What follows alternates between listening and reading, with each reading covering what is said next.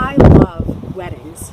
They're such festive, joyful celebrations of love and friendship and commitment and community. And yet, it seems a bit of an odd place for a first miracle. And yet that's what John tells us happened at the wedding of Cana.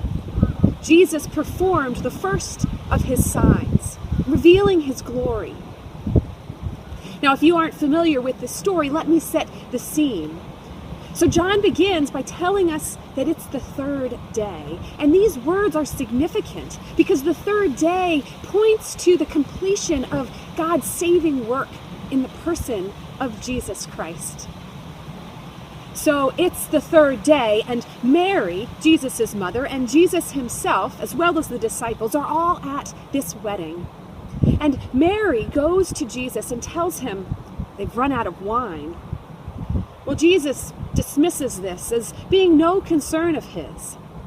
And yet Mary believes that now is the time. And she tells the stewards to do whatever Jesus tells them.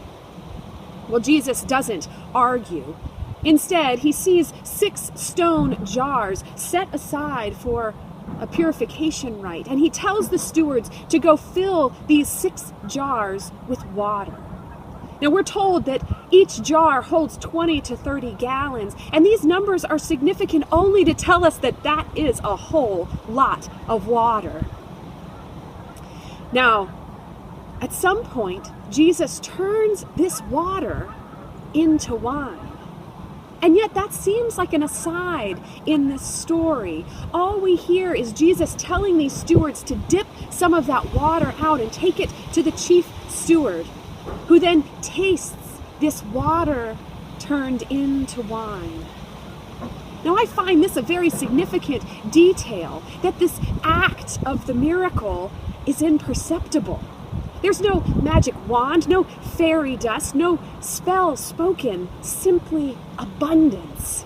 A whole lot of water turned into a whole lot of wine. And not just any wine, but the best wine, a new wine, kept for now. Until now.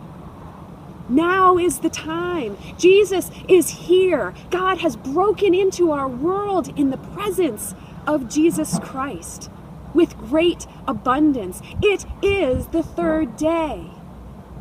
And that's what we are invited to believe like Mary, to believe like the disciples, that Jesus is here, is present to us, present in the waters of baptism, present in the bread and the wine of the Lord's Supper, and present in the very depths of our hearts, offering us new and abundant lives right here, right now. I look forward to seeing you in worship.